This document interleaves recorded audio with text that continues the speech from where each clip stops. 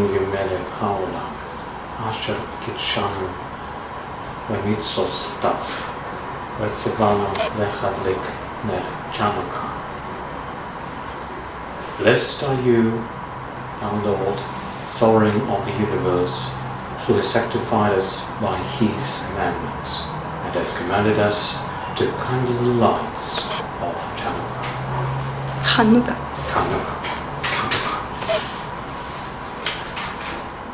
Baruch atah Adonai, Eloheinu melech haolam, shesach nisim levoteinu v'yamim ha'am bismillah. Blessed are you, our Lord, sovereign of the universe, who wrought miracles for our ancestors in those days, at this season. Baruch atah Adonai, Eloheinu melech haolam, Shakeyburns, Vekimanu, Vekikenu, Lazman Hazeh. Blessed are you, God our Lord, sovereign of the universe, who has kept us alive, and has preserved us, and enabled us to reach this season.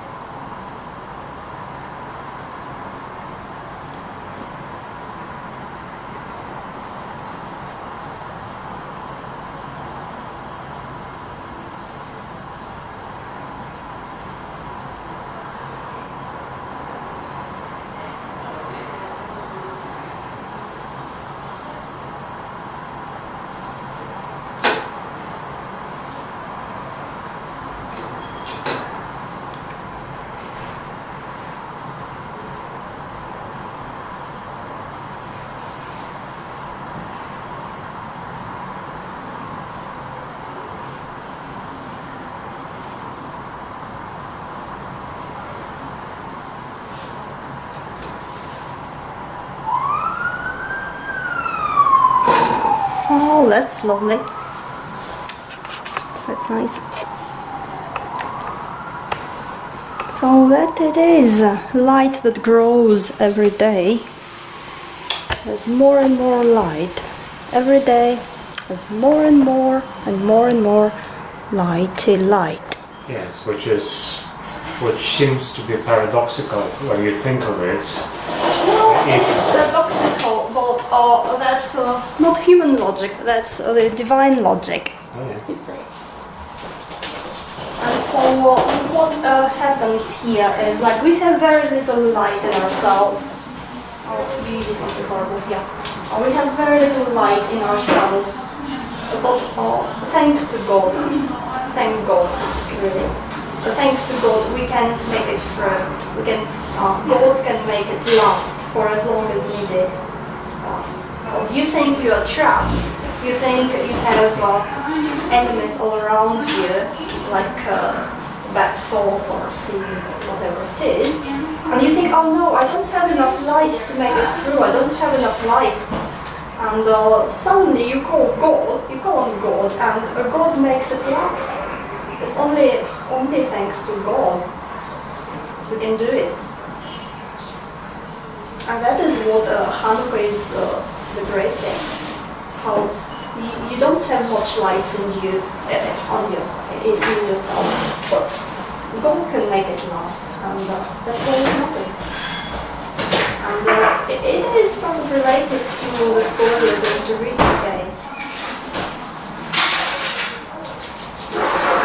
And yeah, you can get rid of the little beds. Maybe you can just put them into your big candle. Like wax to wax. Wax to wax, yeah. And it's also a bit symbolic then, because this is transferred from light here to what might become light there. Yeah, right. So something else we can do before we start start since it's Hanukkah. So there are some nice traditions for Hanukkah. And one of them is this thing. You know what this thing is? You know what this thing is? What do you think it is? I think it's a thing. Okay, what kind of thing? A nice thing. A Hanukkah thing. Oh.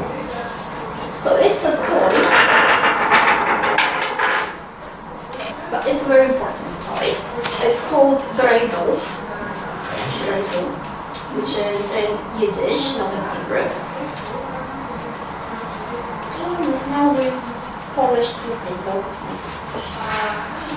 Yeah, it wanted some polishing anyway. Okay, so we can play on, we can use sweets. I can have 2 sweets, you can have 2 sweets.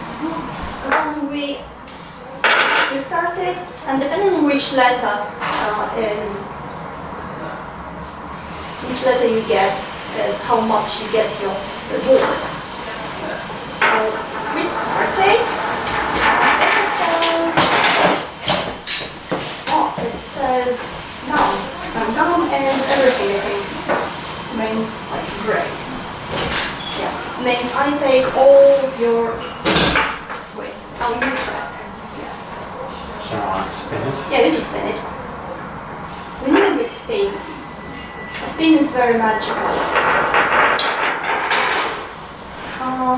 You get a half of all. So the idea is that lots of people are playing, so you have lots and lots of sweets moving around. I try it. Oh, it says try again. The Shem. Oh no. Oh, it says try again.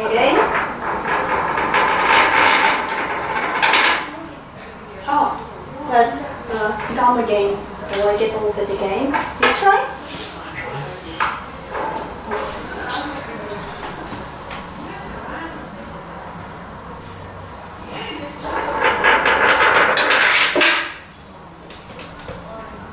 Oh, that is movie, which is nothing. You get nothing. So it's a very nice game. It's like, It's a very it's a very nice game. You can get lots of sweets in the end. You can learn some letters. You can learn some letters, and some words. Does it have a? It's obvious that it means somebody gets more sweets, somebody gets all of the sweets, somebody. But I mean, is there also a sort of a symbolic meaning that is attached to it? Oh, it's a game because you have 4 letters, and each letter stands for a word. A great miracle happened, and if you play it in Israel, then it says here. If you're not in Israel, it says there. So what is it? Gam, gadol, yeah, Shem. So it's just the first letters of the phrase you need to remember. So it's a reminder of the great miracle. And it's for children, so it's nice and light. You're not too heavy about it. So Hanukkah is like a family holiday, really.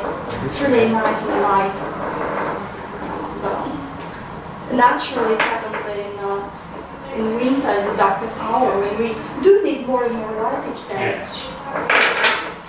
Okay, if you're ready. Yes.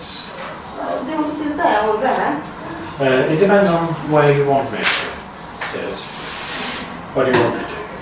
Well, maybe in terms of recording. Maybe I should spin it. Maybe you It should says spin there, it. it says here, Oh, I think you can sit. or elsewhere.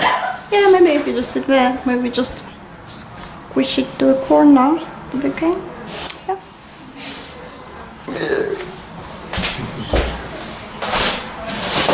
Let's move our merry friend here. We have the Monica with us today. As every day.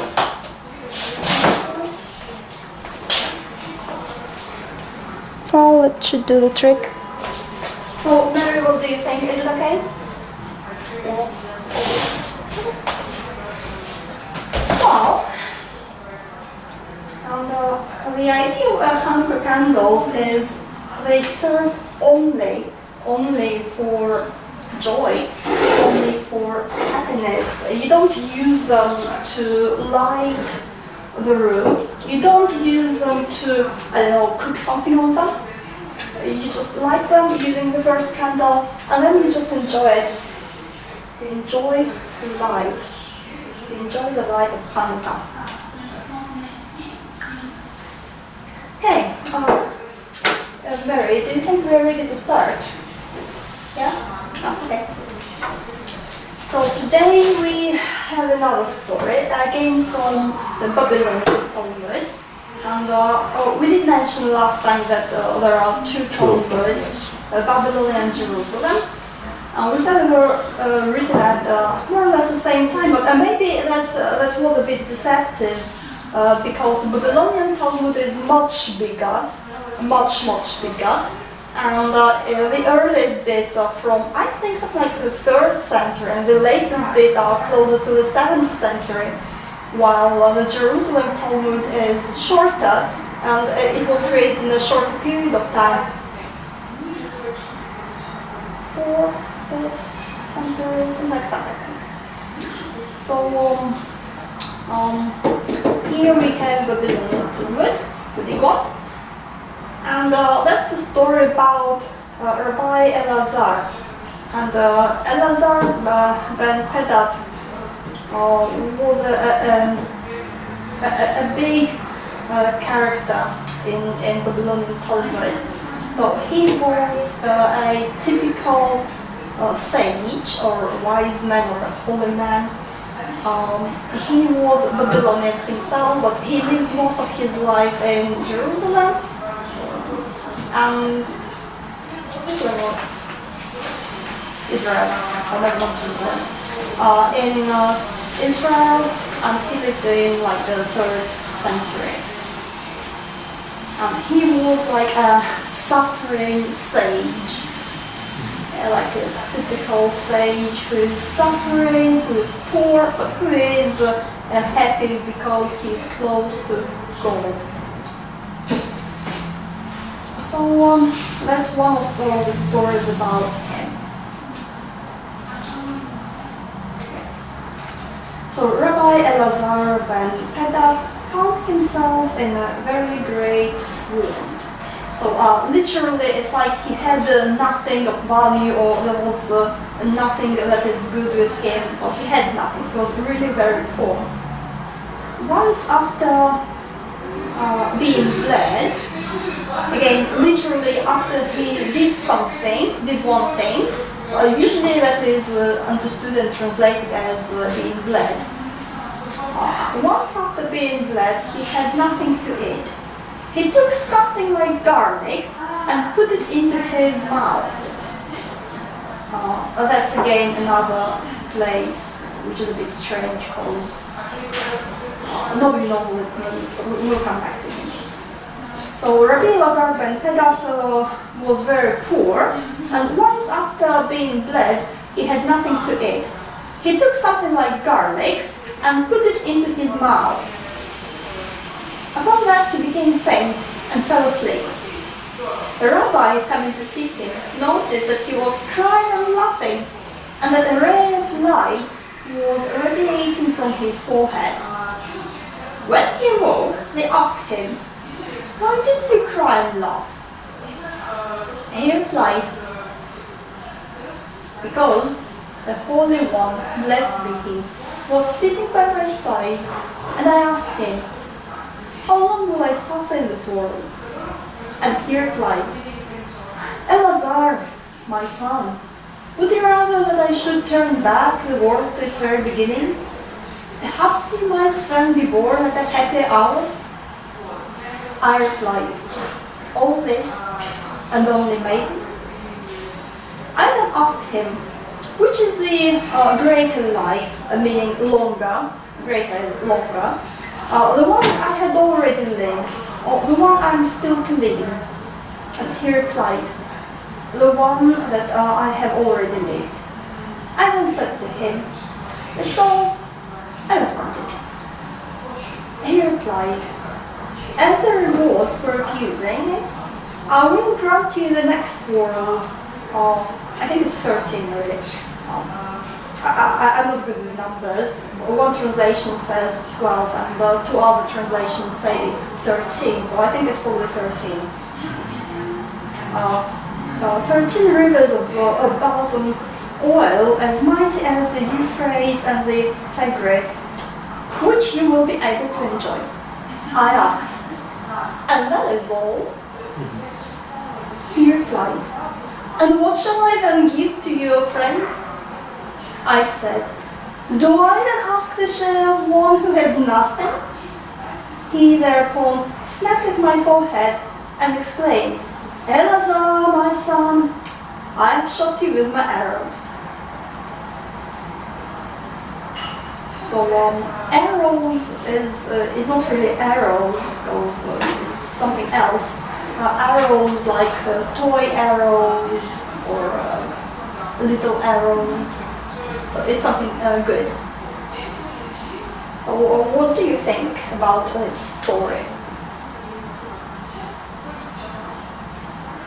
Well, on one hand, it's typical in terms that there's a wise or saintly man who experiences the visit by, as they call it, the Holy One. There are these typical details you mentioned. He suffers a lot, he's poor, and yet he is happy. There are some details that are probably less typical because there seems to be to happen a dialogue between God and Rabbi Eleazar, and this is not just a dialogue where, for example, Rabbi or any other sage is granted a chance to ask God a question and hear his reply. It's like a dialogue when he hears the God's answer and he asks another question, and hears another answer, and he asks another question. So there's an exchange, and with all reverence to God, it seems that Rabbi Eleazar is able to speak to God, well, shall I say, as to his equal, more or less, or at least to speak to God freely, and Yes. also, all of these questions, whatever the meaning is, might be like sort of little jokes, little ironic questions that he might be asking. Again, this is not of what we typically think of a person who has a chance to talk to God. And most of the time, of course, we do not have these chances, or the conversation we are having is only realistic on our part, because we know we are saying something to God, and we are not sort of saintly enough to hear his reply. So we can only pray and say something, and usually when we pray and say something, we use very high levels of thinking, saying things, putting things.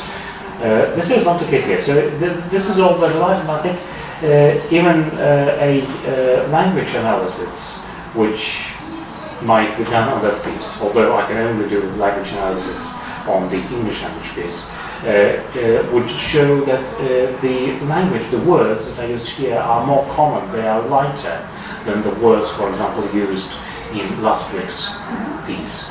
Again, this is probably due to that there's lots of lightness and light in the entire piece. That's if you asked about the initial impression. That's and those are these. it's good. It's good because again we don't see God as someone horrible. And so last time God was having a joke on the evil king, and in this bit he's talking to his son. All Jewish people are children of God, and let us say a little secret: all people are children of God. Yeah, you too. And here, God is like a kind father. So when people say that, oh, the Old Testament is so horrible, and God is a horrible, mean old man, that's not entirely true. It's like God has many faces. God has an angry face, and God has a fatherly face too, because God is infinite. God has an infinity of faces. And so here we see his kind face. Yeah, and of course what we see is not necessarily what we... So what we see is the face that we can probably understand, the face that we are allowed to see. And again, there are lots and lots and lots of those aspects that we are not ready to see, we are not allowed to see. So that's here. So this aspect here is a bit different from a typical Old Testament image of God, isn't it? Yeah. And all in all, it's the story is not entirely typical for Talmud, for that culture. It's more typical for like Iran, Persian culture. Because it was about the same time when it was written, when Zoroaster came to being, more along that line, those lines. And what is not typical is the idea of fatality, of the destiny, which we see here. But it's a very gentle story. I really like it. You can feel it, and it's emotional. So let's have a look. And even they do use like Aramaic words. It's not just all Hebrew, like we can see here. So Rabbi Eleazar was very poor. And again, we know that it's like typical. But this is typical for rabbis, because again, what I usually imagine today has been the case is that rabbis are, I don't know, rich, not rich, but well-to-do people simply because of their status as rabbis. And that was true. So he was unusual. So like we said, he was from Babylon, but he lived in Israel. He didn't have his own home. He was always suffering. So he is interesting, he is different. And again, if you look at the whole bit where we have it from them, they talk about fasting in that bit and whether it does you any good or not. Because the next story is like Rabbi such and such fasted and fasted, but no rain came, and the other rabbi fasted and the rain didn't come. And you have other stories again, like people do something to achieve their goal, like they pray, they fast, they hope to see some holy man or even God in their dreams. They can't do it. They can't always do it. Here, we have a different situation. So he didn't do it on purpose. It was his, let's say, natural state. You can see. Yeah. Well, I think that should be fun for a few minutes. Yeah, let's just believe it is. Shall we check? Or you can check it. I can check it.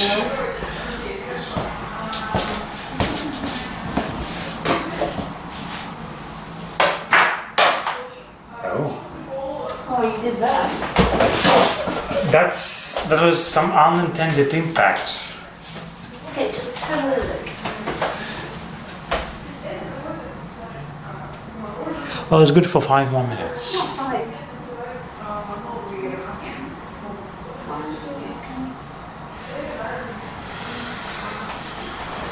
It is probably a sign of the need to slim down a little bit, because otherwise I could have slipped in between those two things. Yeah.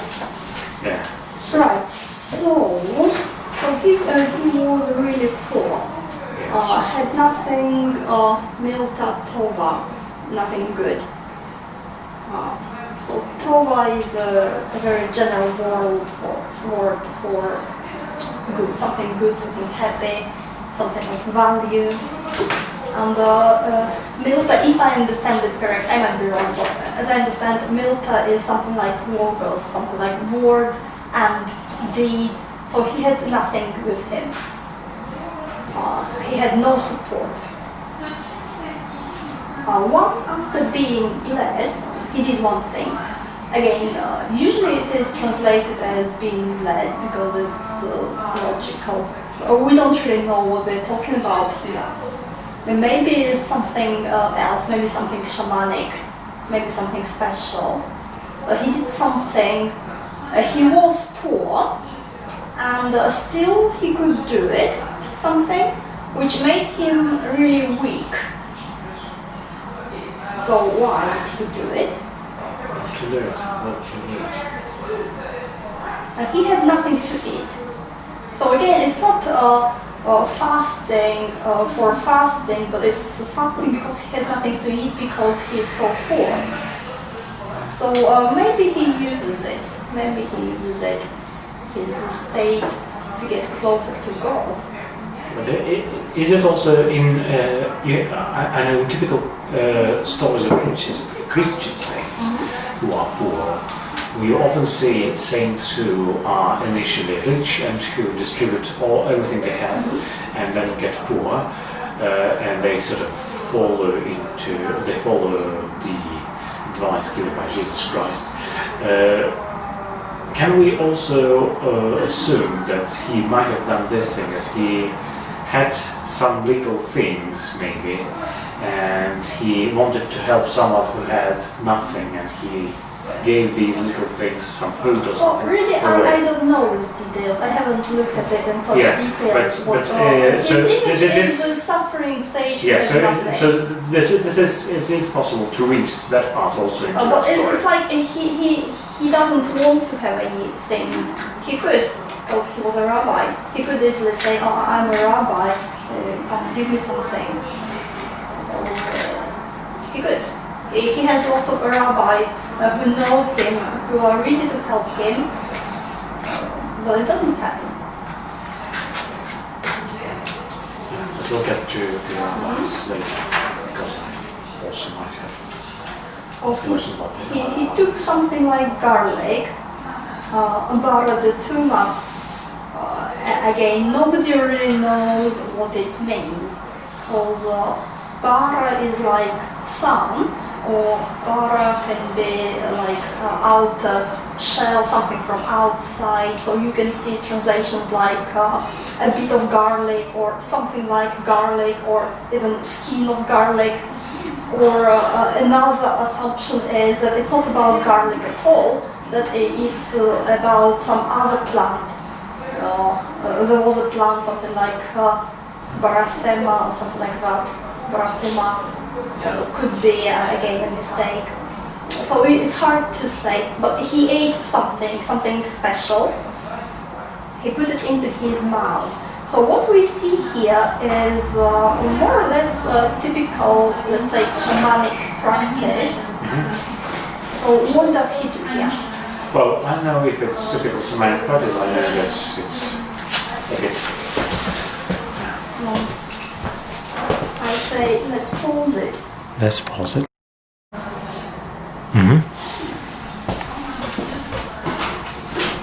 So what does he do here? Well, he does what I assume a very hungry person might do.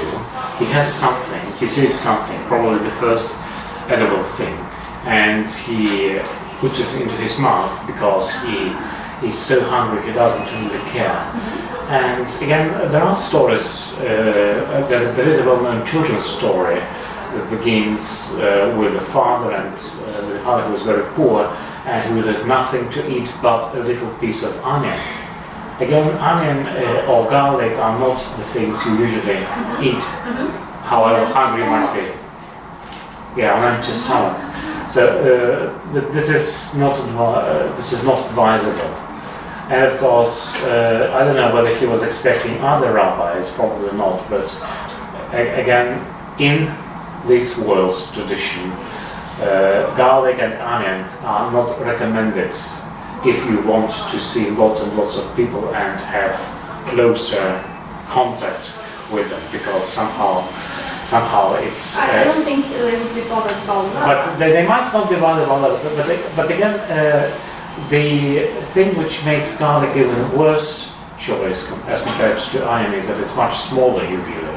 So you can't be satisfied really by eating a small piece of onion, but garlic is tiny. So what sense does it make? Nothing. And yet he puts it into his mouth, and as you might say, something unexpected happens. So what happens when you are being bled and then you have nothing to eat? Does it make you feel better? So why do you want to be bled in the first place? Why? You know the procedure? You know that's a medical thing? Well, it's a medical procedure, but as far as I understand, it is usually done to people who are who might have. Well, there are some specific medical conditions on which it is done, but it's also sometimes done to people who are red-faced, who are sort of... Well, no, it's a general cure, just something to make you feel better. So if you don't feel well, then probably something in your blood which you got rotten. Yeah, then they're just. So the procedure was more or less common, normal, and I'm not sure, but I guess maybe even healthy people would do it, just in case. So you just go to... And as far as I'm not sure about Jerusalem, but as far as I understand, it was a pretty common procedure in Europe up to very recent times, and very often it was seen as a sign of doctors as charlatans. If they don't know what to do, they would recommend bleeding. Yeah, so apparently he didn't feel well, he was ill and he was poor, so maybe he just spent his last money on that, being bled. So we start the story with blood. He gives away some of his blood. So in a way, if that's what he did, because we don't really know, it doesn't say he did this, it says he did one thing. Again, maybe it was something different. Maybe it was some secret practice. But let's stick to the common translation, common understanding. Then we start with the blood. He gives his blood. So in a way, it's a little sacrifice. Maybe he was bled not because he felt ill, but as a little sacrifice. Maybe. And he had nothing to eat, because if you do that, then obviously you get weaker, and you do need to eat something. Yeah. And again, it's common practice today when you donate your blood, you are given something to eat. Yeah, like chocolate. Like chocolate, something nice. And so the obvious medical consensus is that you desperately need food after being bled. Which is sort of the case here and not the case here, because of course garlic doesn't help much in that situation.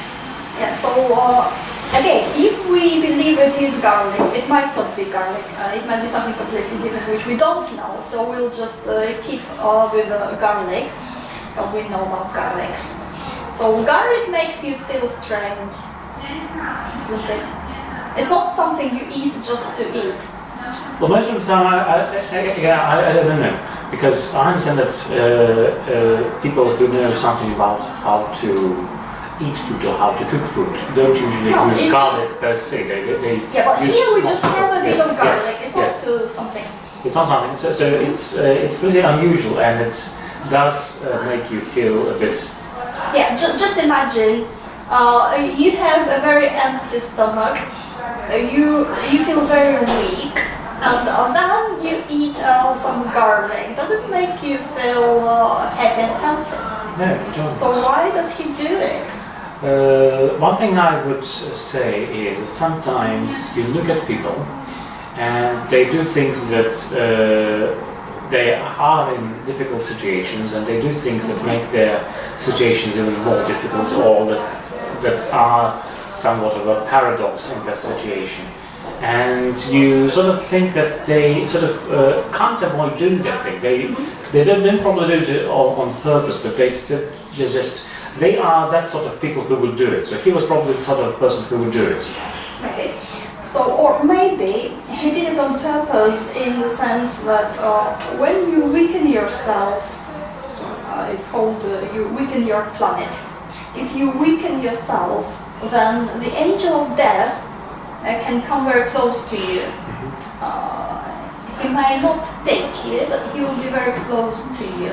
And that's the idea of many shamanic practices, when people exhaust themselves in one way or another, and then reality shifts for them, and then they can perceive something that they can't normally perceive. So he lets this angel of death, the other reality, come closer to him, because you can only get there by being on the edge of dying. Yeah? What do you think? Well, yeah, I think so. Of course, if you are skeptical, you might say you sort of starve nearly to death, and then you are going to have your delusions. No, because we have the next part, which confirms it's not just some hallucinations, it's real. So he became faint and fell asleep. So again we have a more or less commonplace about falling asleep and seeing a vision. So we have sleep, which is like dreaming, and we have sleep, which is like dying. A little dying, and that is what happens here. Okay, it is real. It's not just his dreams or fantasies or hallucinations. It is real. He fell asleep. The rabbi is coming to see him. So that's the rabbis finally appearing. So they knew he was in a very great need. They knew he didn't feel well, so they came to see if he was still alive. Okay. But is it right to answer that it's pretty common in that religious tradition to have mutual support? And if you're a rabbi, then you would probably expect other rabbis to be very supportive and to be very, very sort of present rabbis. Yeah, but they don't have all day. But they don't have all day, and I mean, is it to be understood like they were not really very much interested in him? They were just checking on him. And Yeah. Because they come in a big company, the rabbis. We were just passing by, maybe we should. It's like in the thing that you encounter in Psalms from time to time. They look at me and they nod with their heads, saying, "Oh, nothing because happened." he was a bit alien to them. Rabbi Eleazar. So it was like they were going to see something alien, something special, like They have to. It's a duty, I suppose. But maybe they're not very keen on it. And what do they see? They see that he's asleep and he's crying and laughing at the same time. Crying and laughing, and a ray of light radiates from his forehead. Again, it's not really a ray of light. Again, you have different translations, like a branch of light, a ray of light, something that comes out. And that is light which comes out of his head. Or again, maybe it was radiating all the time, or maybe it just radiated in the end, it came out in the end. But just imagine being those rabbis. How would you feel? Well, it depends on what you see first. You see him crying, and you see him laugh all at the same time, and you think, oh, that's he's getting crazy. And that's all, they can see that he is asleep. So when a person does that in his sleep, they might not take it very seriously. They certainly wouldn't take it in a very positive way. They wouldn't think that there was something nice and special about him. They would probably think that there was something crazy about him. But then they see this ray of light radiating from his forehead, and that makes him special, because usually light means the person is special, the person is chosen, and light radiating from a person's forehead is again something, because forehead is probably one of the most important parts of our bodies. They might be startled to just begin to laugh at him because he's there just being asleep and making these strange noises. And then they see this lighter, and this is not easily explained. And they might again, if they were not especially friendly towards this Rabbi Eleazar, they might feel a bit uneasy, because their sort of hostile attitude seems to be absolutely unjustified, and you think that you're wise and you think that you do lots of nice things, and yet it is someone else, someone who you laugh at, who's lying there with a ray of light radiating from his forehead. Yeah. So what do we have here? So you can just, if you feel that I'm talking too long, just punch me. That's okay. That's okay. We are here to talk. Well, what's the point of stopping here? Because we are here to talk, to discuss it, to see what comes to us, see what happens.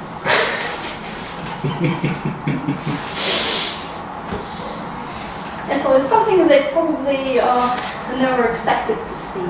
Yeah. Something unexpected. So crying and laughing is another typical place in culture and literature, not just in the Orient culture, but in general culture too. Crying and laughing, what are they? Why do we cry, why do we laugh, and where's the border between them? Yeah, that's a big question, because it can sometimes happen. We cry when we are sad, we laugh when we are happy. The problem is that sometimes we start laughing when we are very unhappy, when we are hysterical. And sometimes there are lots of tears in our eyes when we feel happiness. So there can be paradox about it. And of course, very often to an outside observer, it's not really clear whether someone is really crying or laughing.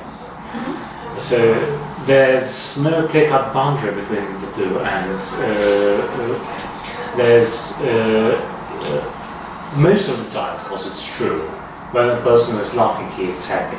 But not all of the time. And even if we don't take these hysterical episodes, and same with crime, if we don't take this hysterical episode, a person who's very ironic, who's very unhappy, and who transforms his unhappiness into jokes and irony and sarcasm, might be laughing, might make other people laugh, and yet he's very unhappy. So again, this is the thing. Yeah. And also, crying and laughing change reality. So somehow it sends sort of ripples through reality. If something is hard, you laugh, it changes. If something is hard, you cry, it changes. So crying and laughing are always in all cultures, always a big part of communicating with the other world. And again, in our culture today, or maybe in our culture as it used to be 20, 30, 40 years ago, laughing was not limited to a certain group of population. It's sort of children can laugh, men can laugh, women can laugh, older people can laugh.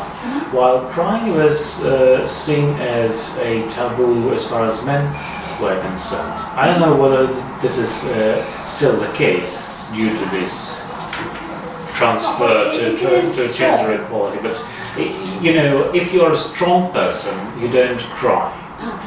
And I think that it's laugh either. Oh yeah, and this specifically applies, of course, to men, but strong women don't cry either. So this makes you as strong as an iron. But again, this probably makes you a bit less human, doesn't it? Yeah, things it's as you say, a delusion. Here we have, that is right, that is correct. He is emotional, he is fully alive. He can laugh, he can cry. It's not like he does it here consciously, maybe because he's asleep and that is what happens to him, but he lets himself do it. He would do it when he's awake as well. So he expresses himself fully. He's a real person. Yeah, as opposed to the Western people, who are not real people in the sense that they try to suppress all that they are. Yeah, living on that skin of garlic. Oh yeah.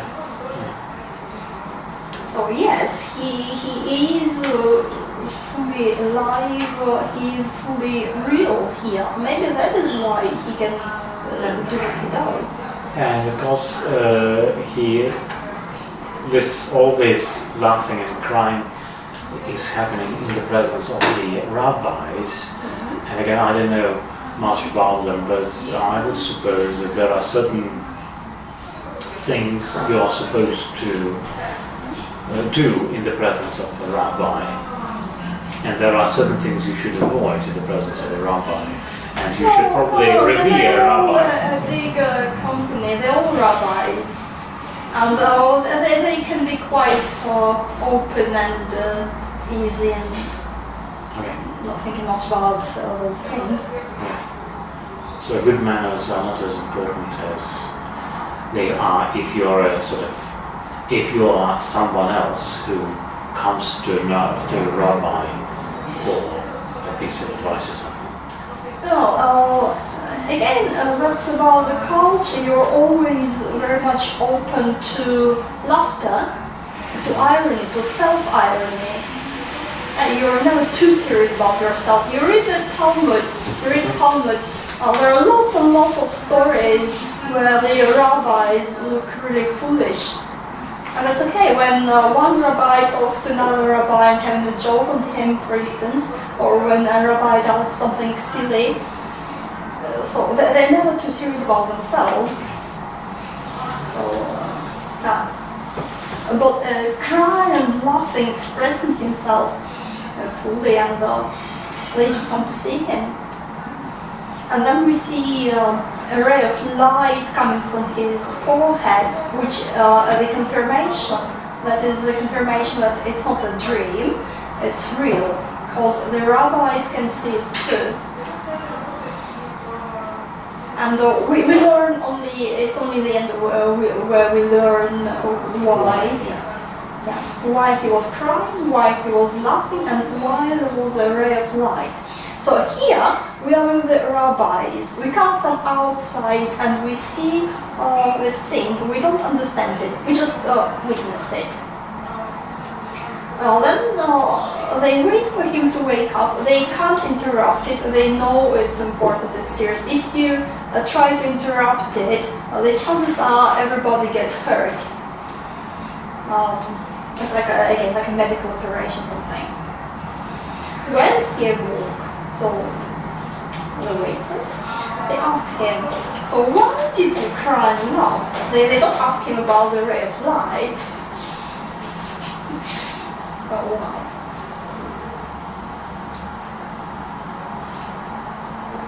Not because they are too shy, not because they are too tactful to avoid that sort of questions, but probably because they want to sort of avoid it. They want to avoid admitting that they've seen something unusual, something that would probably not happen to any of them. While crying and laughing makes this person very human, very much like one of them. And of course, when we cry and laugh as we are asleep, it usually means we're having a dream. A happy dream, an unhappy dream, or something definitive. So, why did you cry and laugh might also mean, what were you dreaming about? Yeah, well, if it's a strong emotion and we don't maybe we don't admit it in our waking life, but it's still deep and important, and we can it comes to us in our normal dreams, and then we might start laughing or crying in our dream, whether we like it or not. It still comes out if it's strong enough. Maybe, yeah. So they don't want to tell him about the ray of light, or maybe they don't want to spoil him, because if he knows they could see the ray of light, he might think, I'm so great, I'm so amazing. That would be bad for him, first of all. So they don't tell him. And because normally I think you wouldn't be able to see a ray of light emanating from somewhere here, so it's like only visible to the outside world. He was sleeping. Anyway. Yeah. So it's like in those mathematical riddles where people have, say, heads of different color and they can't see their own head and they need to figure out the color of their own head or something. The color of their own head, okay. Yeah. They have different heads of. Yes, I see. Yes, I see. Heads of different colors. The other heads, left heads. And here they use an Aramaic word here, which means laughter, but a good laughter. And Hebrew talk also means good laughter, playful laughter. So because we can have different laughter, we can laugh at someone or with someone. So we don't talk about evil laughter like his no, it's a good laughter. It's a happy laughter. And again, there's a lot of music in the words, if you can read it. Not me. But even if you can't read it, you can look at the letters. You can see how they use like the same letters, so it's like music. So here we have like behid, bahiyechet, laugh and cry. And really, if you look closer, you find many bits like that, which are really melodical, beautiful. We at least can look at the translation of nothing else. It's like there's in the beginning that Milta Tova, and then we again have something like the same word here. He did Milta Tova, he didn't have anything good, and he did one thing. So that's I guess more or less the same word here. He had nothing and then he did something. Maybe it's also a play of words here. Hello, and he didn't have anything to eat. So that should be he did something, which is translated as didn't then, but here is connected with something he didn't have initially. So again, there's something and nothing in a way. So the kind of laughter we have here is kind laughter. And when God is laughing, again, it's not an evil laughter, like aha, got you. It's a kind laughter. It's a compassionate laughter. Anything else here? Oh. Okay.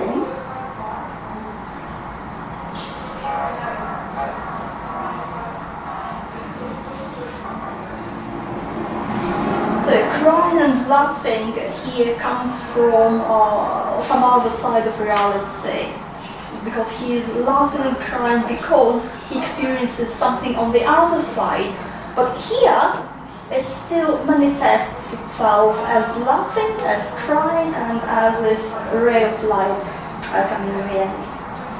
So laughing and crying is like a bridge between realities. Something we can't express with words, something we can't completely understand in this reality, but we can express it with laughing and crying.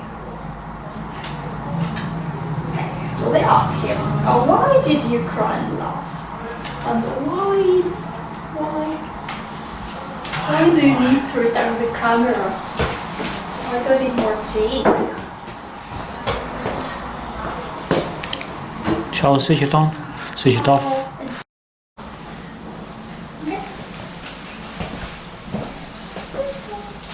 Okay.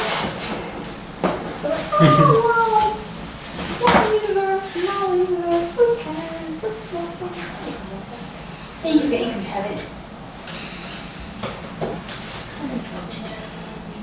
He replied, as a reward for refusing it, I will grant you in the next world 13 rivers of balsam oil, as mighty as the Euphrates and the Tigris, which you will be able to enjoy.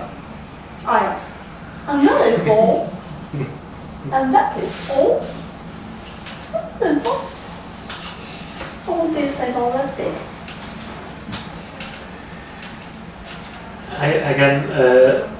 There's something that is probably very untypical when you are supposed to be talking with God.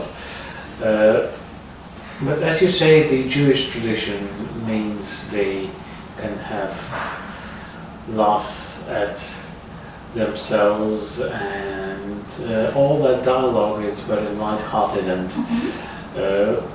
probably means that the person engaging in dialogue is basically playing a game.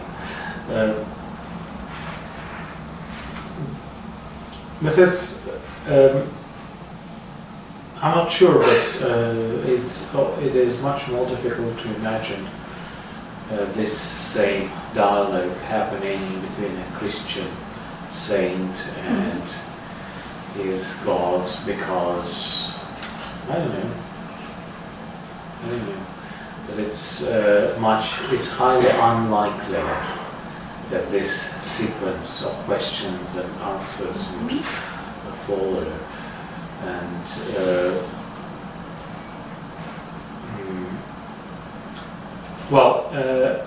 one thing that is probably, again, unlikely in Christianity, as many people understand it, is that the Rabbi Eleazar has promised something tangible, something very concrete. 13 rivers, balsam oil, big rivers, and there's a concrete comparison to these great Babylonian rivers and enjoyment. So in Christianity there's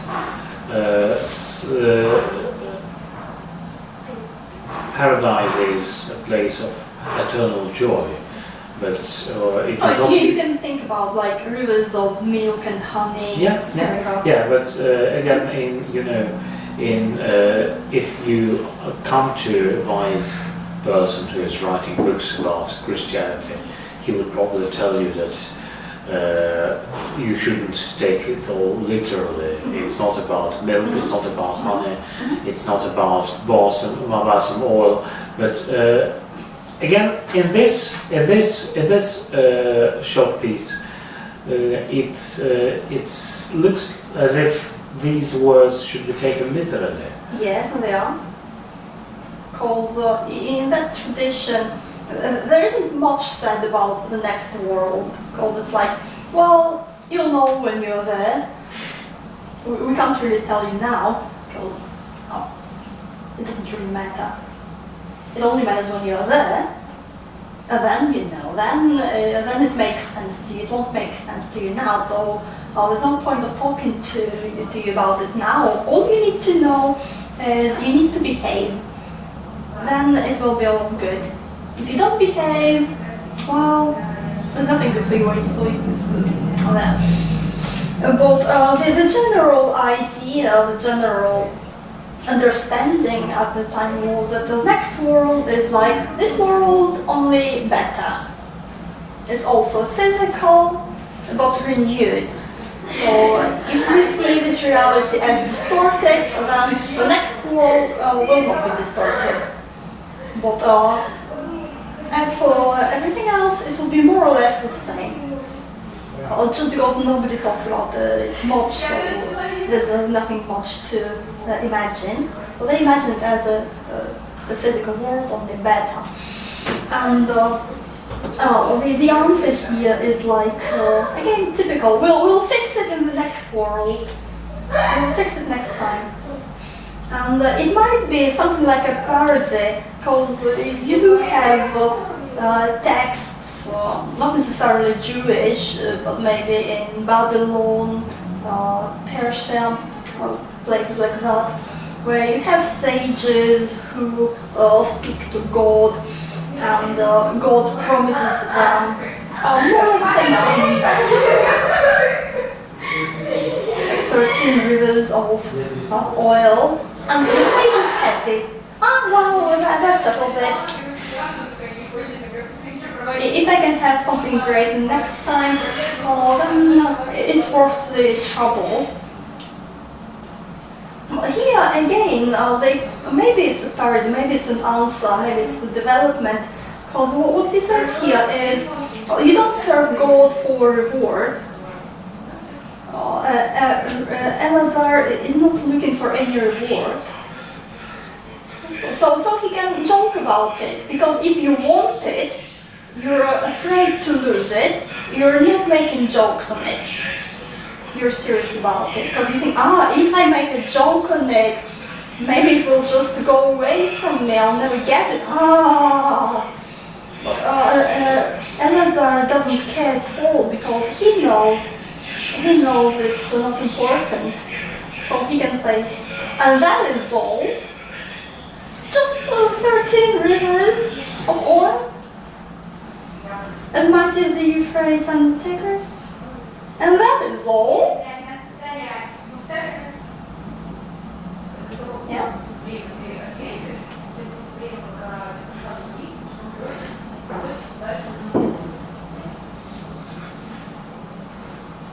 So yeah, you may say that maybe 12 or 13 is a special number and it means something else apart from literal rivers, maybe, because it is an important number. which then they came to Christianity from Judaism from here. But still, you see it like, I'll give you lots of nice things for you being so nice. And it's like, oh, that is all? God. If you're going to give me something nice, if you want to reward me, then do it properly. Not some miserable 13 rivers of oil. Who needs them? Yeah. And it's the same as he says, and only maybe, and that is all. It's the same kind of reaction, or the same kind of reply, the same kind of game again. So he's supposed to be, oh great, happy, I'll get rivers of oil, super duper, I can be happy now. And that is all. So again, we can feel it. On one hand, they're playing, they're laughing, they're having those jokes, playful conversation. Oh, I'll restart the universe for you. I don't want it. I'll give you rivers of oil. That is all. They're laughing. At the same time, you feel the sadness in it, because even God can't fix it. God can't fix it here. He can only restart it from the beginning. And he can't fix it there. He can only give him that much there again. And that is all. So he's crying and laughing at the same time. He's laughing, but he's sad. He's sad, but he is laughing. Laughing and crying all at the same time. And it is very deep. And it's like God sits next to him and says, whoa, what else can I do? Maybe this. Nah. I like that. Nah. So God is at more or less the same position as Eleazar. He knows that Eleazar is suffering. He wants to comfort him, but there isn't much even God can do here. Yeah, and Eleazar takes it really lightly, because to talk to God is more important than all else. Play with God. Oh, that's all. That's all. What else do you need in this life or next life? Who needs 12 rivers of oil if you can exchange little jokes with God? And that is all. And he replied, what shall I then give to your friends? Like, I can give you those rivers, but you want more? Then there will be nothing left for your friends. Because again, this next reality will also be limited in this case. He can't just generate an endless number of rivers and treasures. Or maybe he can, because it's all a part of the game again. Think about your friends. What will I give to your friends if I give all of it to you?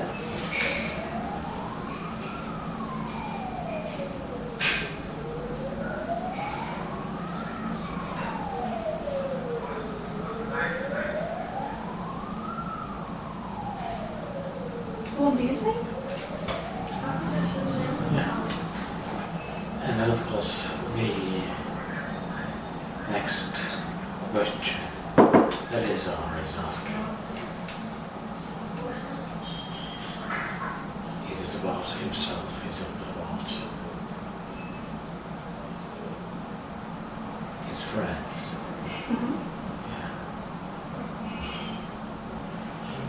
So you can hear laughter in this dialogue, and like, and that is all. And what shall I give to your friends? Eleazar, you're a naughty boy. Think of others. And so God isn't angry. God doesn't say, "Oh, how dare you say that? I'll punish you for that." No, he doesn't say it. They play a game, again and again, again, and again. There's no, I don't know, can you say there's no respect? There's no reverence, maybe. So they talk really like a family, like a good, loving family, a son and a father. What shall I then give to your friends? And I said, do I ask a person who has nothing? Am I asking a poor man? What do you mean, what shall I give to my friends? Hey, God or not? So again, that's the exchange. And each time it's not something you expect to hear in answer to God's word. So, yeah, he doesn't say, "Oh, no, yeah, I'm so bad, I should think about my friends. Yeah, you're right. Oh, I'm so horrible." And he challenges God here. Again, in a light way. Have you got nothing? Are you a poor man, God?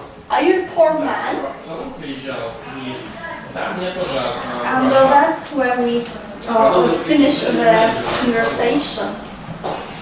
Because what else is there to be said? What else is there to be said? Я бы хотел сравнить, тем не менее, эти два предложения, вашего брата через этот стол и то, что вы... So what do you think about that? Do I ask someone who has nothing? У меня как бы две заявки. Я вам оставлял просто приложение, а потом еще менеджер стол на отдельно там что-то попытывало. It looks like, yeah, it doesn't look like a friendly exchange. It looks like they're actually one of the family. There was something I think from one of the, something I read has been said by one of the 20th century's Jewish philosophers or something like this. Beside Berlin, who said, there's God of the philosophers, but I would much prefer God I can talk to. So here's the God they can talk to. That's probably one of the main features of God as he emerges in this story. О, привет! I shot an arrow.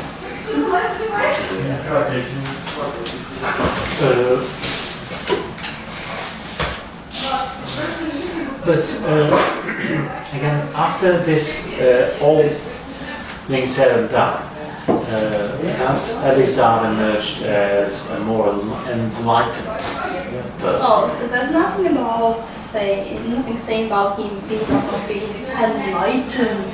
Because enlightened is another label, isn't it? Yes, it is. So he is who he is, and that's why he could originally see God and talk to God like that. So it does change you, obviously, but at the same time it doesn't, because it can only happen to you if you are already there, if you are prepared. But if you're not prepared, you can't do it. That's easy as that.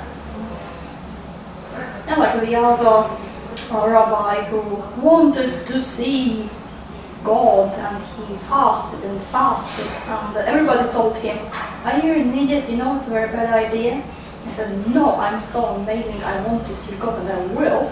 And he saw in the end, he saw the back of God's head and he got blind, because he wasn't really reading, he forced it.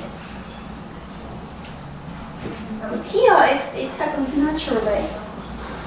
Again, you might be bored at a happy hour. The way he lives, the way who he is, brings him to God.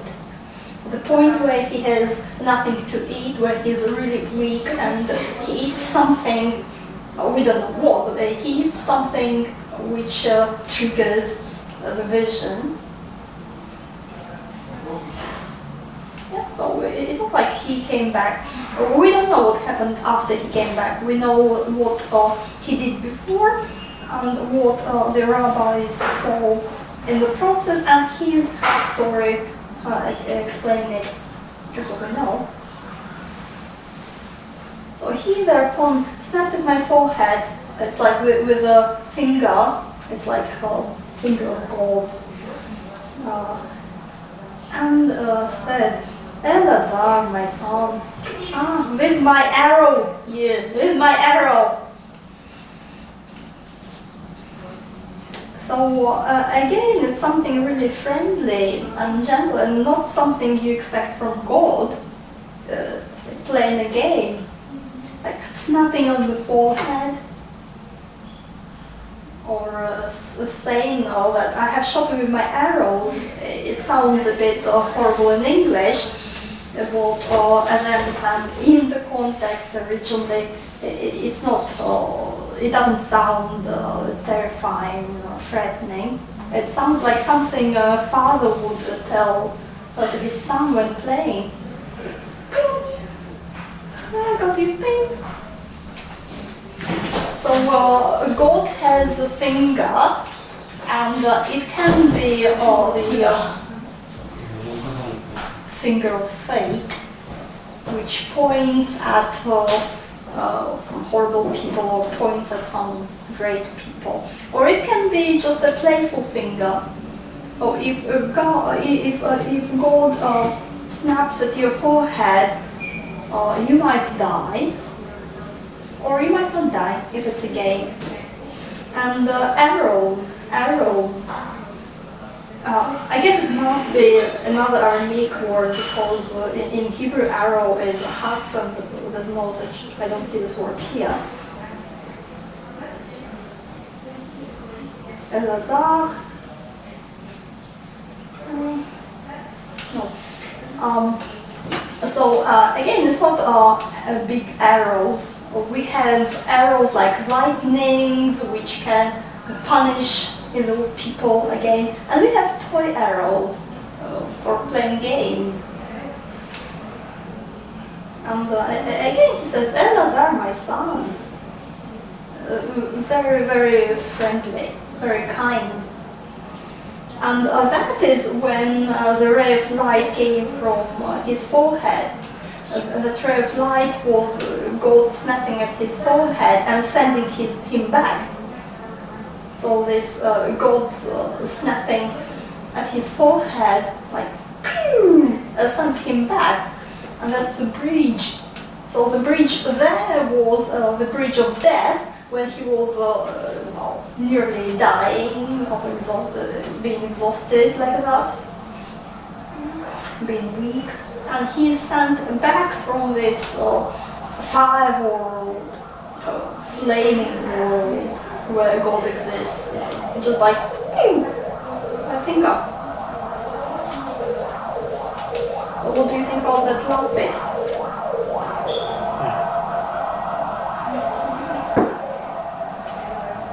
Why would God send him back at this point?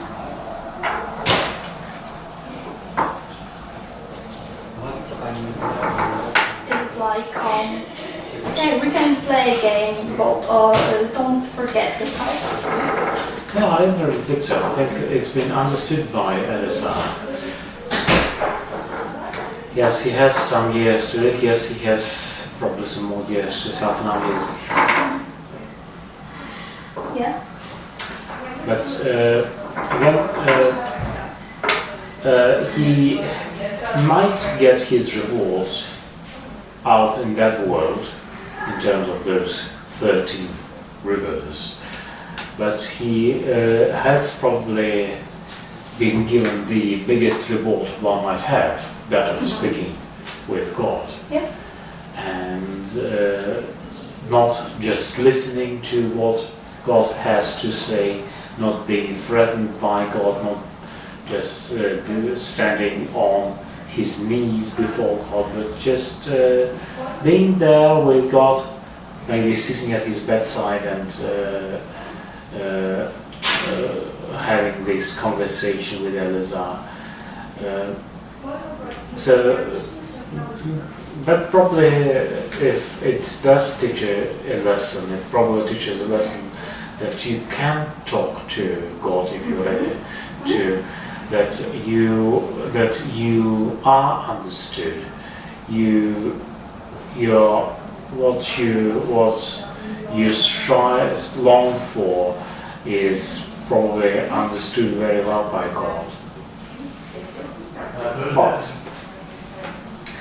there's much more to be gained by the current state of affairs than by changing it all, by turning the clock back and beginning from scratch. And that's basically a very hopeful lesson to learn from all this conversation. If, of course, you think that this conversation was meant to teach any lessons. Well, it's more like a journey than a lesson, because again, it's like a father and a son, not like a teacher and a student. And how we feel is what's important. How Eleazar allows us to go deep, very deep into grief and sadness and the sense of hopelessness, which is always present in the human race, and to go there and without diminishing it, without eliminating it, equal it with God's presence and God's love and kindness and tenderness. So all that, and Eleazar doesn't really get anything in physical sense. He doesn't get a happy life, he doesn't get a long life. And he doesn't, we're not even told that he has now got something to eat, because he's left, he adds some garlic or something, and he's probably left with nothing at the moment. Probably no garlic, no nothing. It's like all this and only maybe, and that is all. So he's not expecting anything, so he jokes about it. He doesn't get anything physically. But at the same time, what is more important is the meeting itself.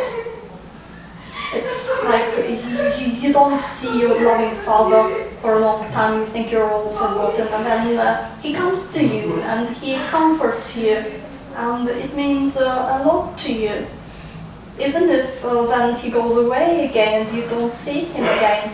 Because Eleazar here is not just himself, not just one person, it's the whole humanity, how humankind is, crying and suffering and asking, how long will I suffer in this world? And God comes and appears for humanity, even briefly, but it happens, it is recorded.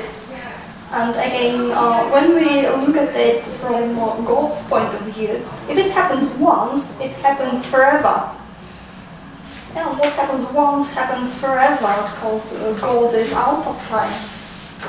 And now we have it, again, it's like in the West, when you have a court and you have something that's happened, and then they can use it, and it's now within the system. It's the same here.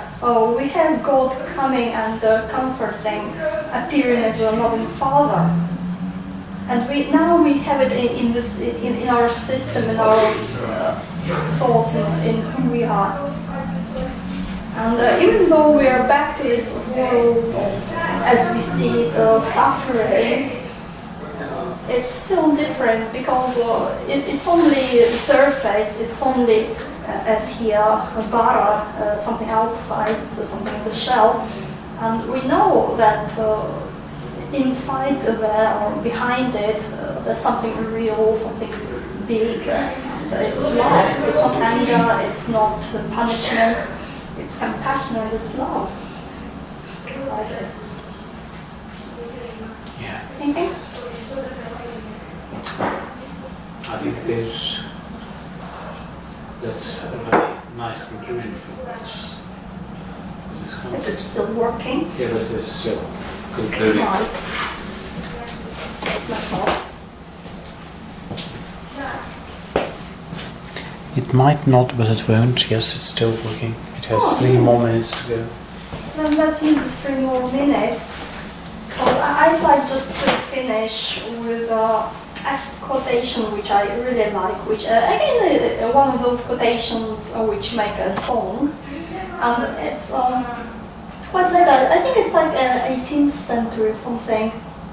And what they say is the whole world is a very narrow bridge, and the thing is, the most important thing is not to fear anything. So again, I guess it really reflects this story. Kol haolam kolu, all the whole world, Gesher Tzarno, a bridge very narrow, the Haikar, Lo Lefachlet, if I'm not mistaken.